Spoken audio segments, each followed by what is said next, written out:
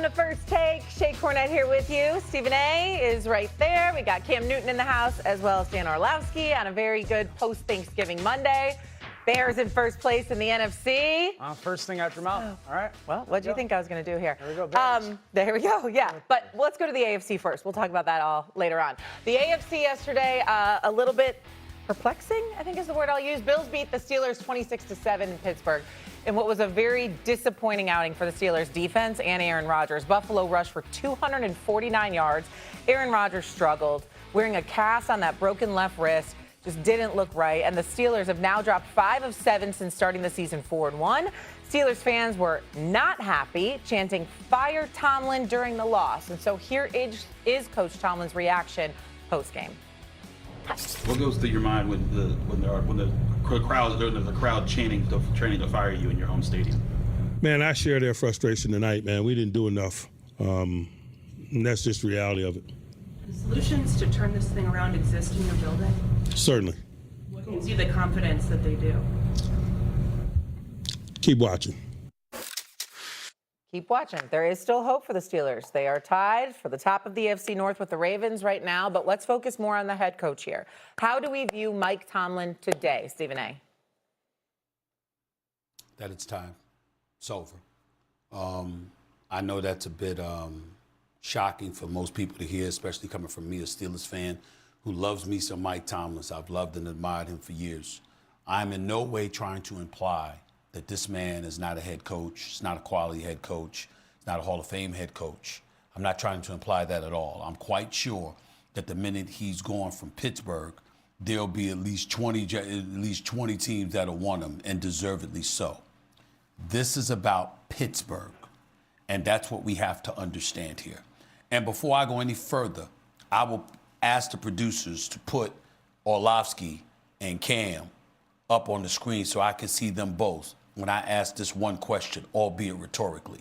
Cam, look into the camera to your left, my brother. Here it is. If any other coach had not won a playoff game since 2016, what would we be saying? Correct. Anybody else? That's the bottom line. Now, we can talk and get into specifics about Mike Tomlin and how he entered Pittsburgh and he said, run the ball, stop the run. And I think it's fitting that on the day that we have this discussion, the Pittsburgh Steelers gave up 249 yards rushing, and they rushed for 58 yards. Their offense was pathetic. Their defense was even worse. They seemed to have no cohesiveness whatsoever. They seemed bereft of talent. And that's not what we anticipated coming into this season when they went and spent about $175 million improving that defense. But I'm saying, as it pertains to Tomlin, Cam, and Dio, shove all of that aside. You're Steeler Nation, and anybody that's involved with sports, that covers sports, will tell you what is the absolute worst position to be in. Mediocre, middle of the road. You're not a championship contender, and you don't stink enough to position yourself to be very, very high in the draft where you can ultimately improve your roster through the draft. They have been a model of mediocrity or slightly above for over a decade. That's unacceptable. And so I think that when you heard it hurt me. It literally hurt me to hear chants of fire Mike Tomlin, because I don't wish that on anybody, but especially that brother and what he's meant to the Pittsburgh Steelers for 19 years. But this is not about whether or not he can coach. This is about results. And in the city of Pittsburgh, in Steeler Nation, they had every right to express themselves the way that they did. It was not off kilter. It was not wrong.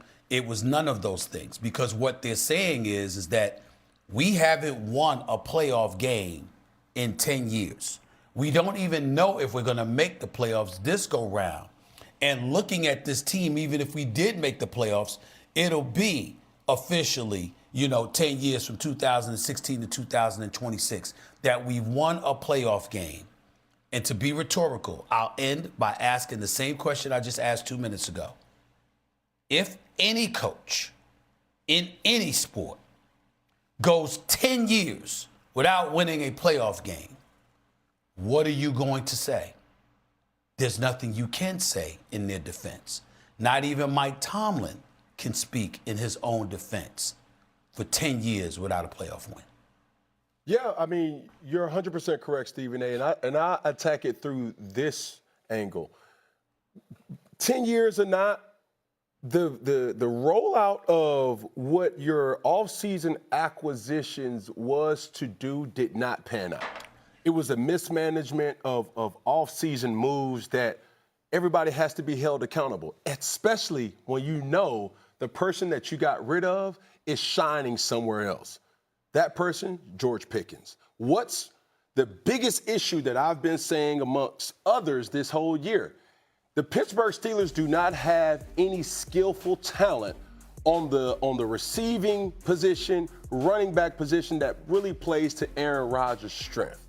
When you are looking at tight ends to be the leading receivers and leading the team in receiving yards, when you're scratching and clawing, you're scratching your head and you're saying to yourself, where is DK Metcalf? If this is the person that we acquire for a second-round pick, and this is all we're getting, as low as 12 yards in a game, 22 yards in a game, 3 receptions, 2 receptions, and then you look down and you say, you made these acquisitions or you made these decisions in the offseason, the acquiring of Darius Slay, the acquiring of Jalen Ramsey, which I think that was the only one that pretty much panned out. You give away a Minkah Fitzpatrick, for Christ's sake, and then you have a Jonnu Smith that everybody offensively has been playing very vanilla all year. So that's the accountability part that I have to say, hey, we all have to be held accountable, and a spade is a spade when in regards to the things that you tried to do just didn't pan out the way you intended it to do. I think yesterday was one of the lowest and most embarrassing Sundays of Mike Tomlin's tenure. Great head coach, obviously incredibly accomplished. To have a team go into your building without their starting tackles and line up, and you know this, and run the same run play over and over and over and over and over again, and you not stop it, and you're the Steelers, the Pittsburgh Steelers that have been built on a physical, tough, dominant presence, specifically at home. This team, Buffalo, ran a JV offense last night for the tune of a historical number. And I think when you watch that happen, that takes you back. That takes you back to going, that felt different. It had a feeling of, I haven't seen this before. And name me, Stephen A., you're the fan, name me an organization that has a more dire future perspective than the Steelers do. They're unbelievably expensive. They're the second oldest football team in the NFL, and they have a team right now that is in the worst position you could be in. You don't really matter truly when it comes to the playoffs. Now, if you get in, anything could happen, but you're not a true contender, yet you're going to have the 18th pick of the draft. Yeah. And so you're sitting here going, what are we future-wise? I don't know of an organization that we could sit there right now and be like, the future looks as bleak as it does for Pittsburgh right now.